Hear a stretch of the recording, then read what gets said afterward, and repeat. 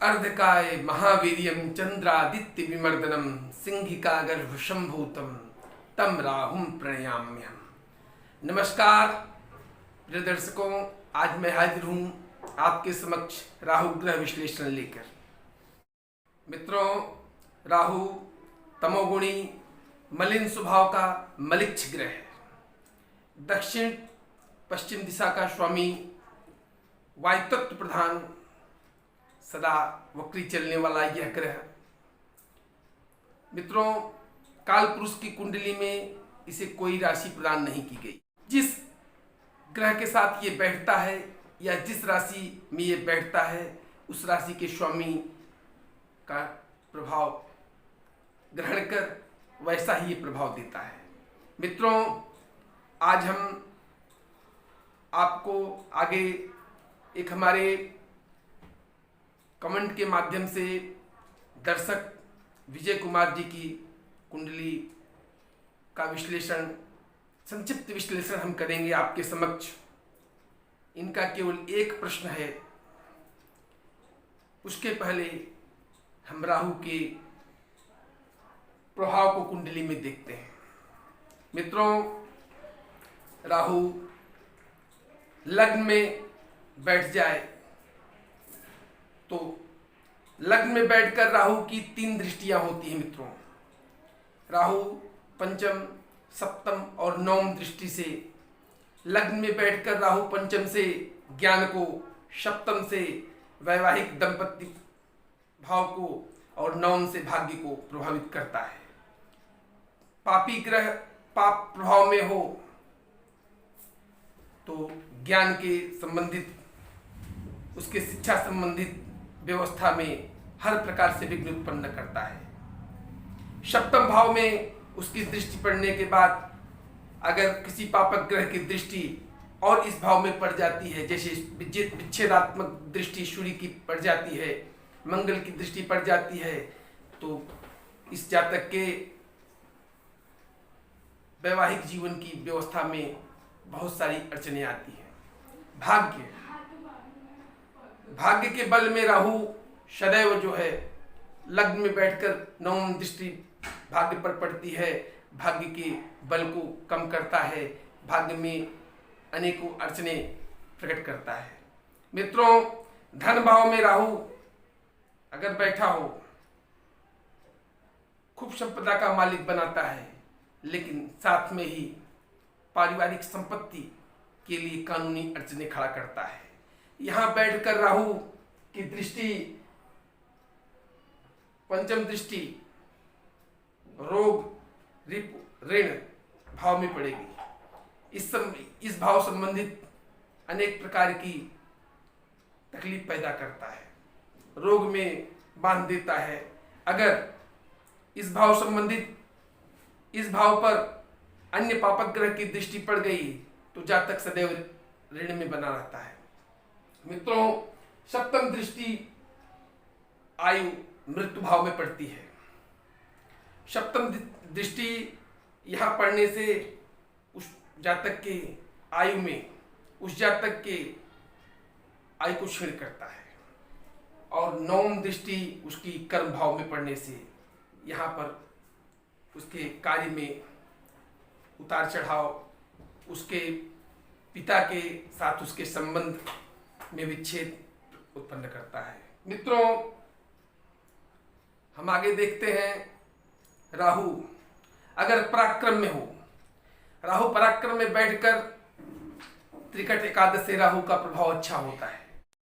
इसी प्रकार मित्रों, हम देखते हैं अगर चौथे भाव में राहु बैठा हुआ है तो इसकी पंचम दृष्टि अष्टम भाव पे पड़ती है और सप्तम दृष्टि 10वें भाव पे पड़ती है और 9वीं दृष्टि इसकी 12 भाव पे पड़ती है। अब चौथे भाव में बैठकर राहु अपने माँ के साथ संबंध खराब कराता है। यहाँ राजनीति का कारक होकर 10वें भाव पर जब इसकी दृष्टि पड़ेगी तो राजनीति में यह उत्थान, आपको पदोन्नत दिलाएगा। 12वें भाव पर इसकी दृष्टि जो है विध्वंसक दृष्टि, व्यय की वृद्धि कराएगा और फजूल की खर्ची बढ़ाएगा। मित्रों, इसी प्रकार वक्री ग्रह राहु और आपकी कुंडली में वक्री ग्रह की महादशा अगर चालू है तो उस महादशा की अंतर्दशा, जब राहु की अंतर्दशा आएगी, उस समय आपका खोया हुआ धन आपको वापस दिलाता है। अब मित्रों, हम आगे राहु से व्यवसाय को देखें। मित्रों, राहु किसी शुभ प्रभाव में हो या शुभ ग्रह की साथ में युति बनाकर बैठा हुआ और किसी भी पापक ग्रह की दृष्टि आपके राहु पर न पड़ती हो, तो ऐसा राहु आपको बुलंदियों तक पहुंचाता है, आपको उच्च क्वालिटी का चमड़ा व्यापारी बनाता है, राजनीति में उच्च प्रेरक स्थान प्राप्त कराता है, आपको प्रिंटिंग प्रेस संबंधित कार्य में राहु ले आता है, जुआ, शराब, ठीके संबंधित और लॉटरी संबंधित कार्य में राहु अग्रणी बनाता है। मित्रों, अब हम राहु से रोग को देखेंगे। मित्रों, राहु पाप प्रभाव में बैठा हो, पीड़ित होकर बैठा हो, किसी पापक ग्रह की दृष्टि हो, ऐसे वक्त में राहु चर्म रोग, कुष्ठ रोग, पेट संबंधित विकार, हार्ट अटैक संबंधित रोग, पेट में कीड़े बनने का रोग राहु द्वारा हो सकते हैं। मित्रों, राहु ग्रह की अशुभ स्थिति में उपाय हम देखते हैं।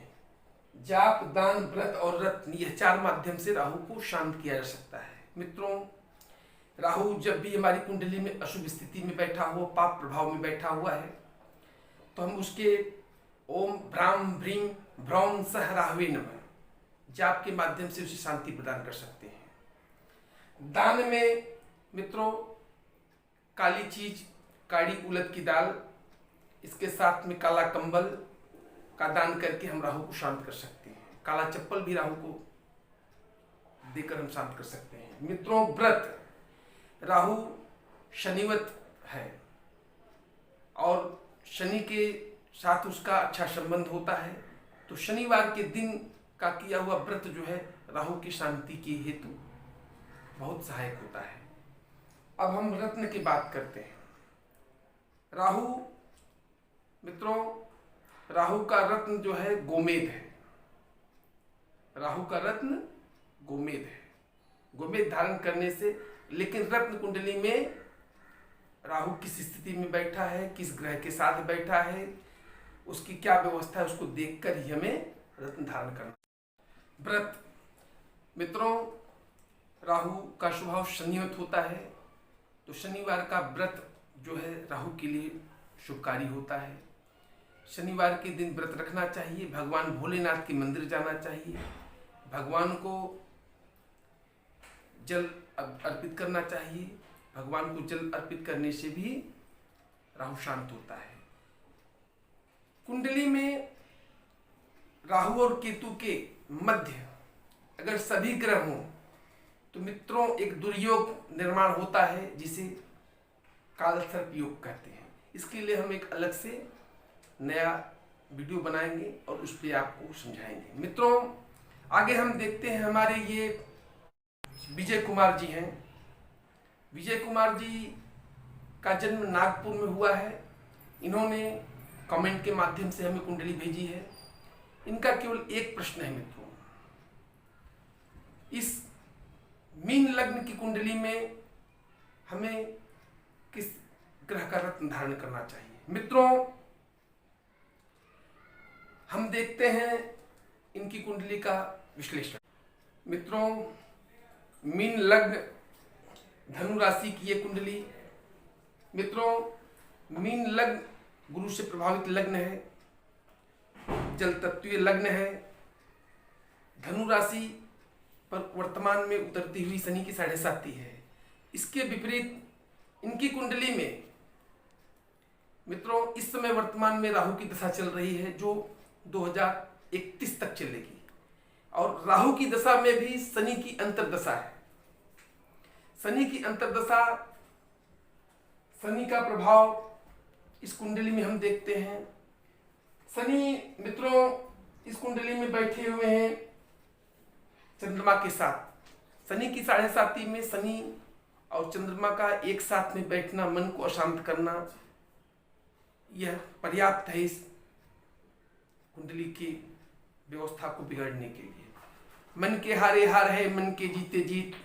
अब हम अगले प्रश्न पर चलते हैं। इन कुंडली में रत्न कौन सा धारण करना चाहिए? मित्रों, इनकी कुंडली में सबसे ये लग्न में का स्वामी देवगुरु बृहस्पति इस कुंडली में तटस्थ होते हैं। चंद्रमा कारक, मंगल कारक, पंचमस्थ चंद्रमा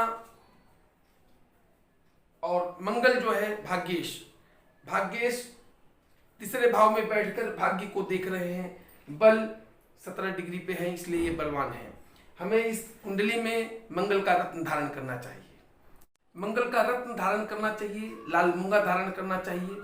मित्रों, इस मीन लग्न कुंडली पर हम आज आपको एक विशेष चीज बताते हैं। मीन यानी मछली। मछली का स्वभाव चंचल होता है, वह सर्वत्र परिश्रम करने वाली अस्थिर व्यवस्था की प्रकृति को प्रतिपादित करती है।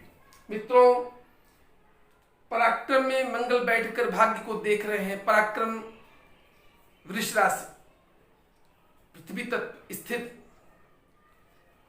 कुंडली कहती है मन को एकांचित करके स्थिर करके पराक्रम करो और भाग्य की वृद्धि हो जाएगी। केवल इतना ही आपको करना है। लाल मूंगा धारण करना है 7.25 रत्ती का। और इस समय वर्तमान में जो शनि की 7.5 चल रही है, चंद्रमा और शनि की युति जो बनी हुई है, इससे आपका मन अशांत रहेगा। आपके कार्य क्षेत्र पे आपके आय भाव में राहु बैठकर राहु कार्य बिगाड़ रहे हैं, आपकी इनकम में उतार चढ़ाव ला रहे हैं। आपको भगवान भोलेनाथ के मंदिर जाना, नित्य प्रति हनुमान जी की आराधना करना, जल चढ़ाना। प्रिय मित्रों, ये विजय कुमार जी की कुंडली जो कमेंट के माध्यम से ली गई हुई है, इनका जन्म नागपुर में हुआ है। हमने इनको कुंडली का एक संक्षिप्त विश्लेषण किया क्योंकि इनका एक ही प्रश्न था। हमारे YouTube चैनल के माध्यम से कमेंट, लाइक, शेयर के माध्यम से आप लोगों के प्रश्न जो सनातन धर्म से जुड़े होंगे उनको लिया जाएगा और आप लोगों के कुंडली संबंधित जो है प्रश्न लिया जाएगा। इसी के साथ में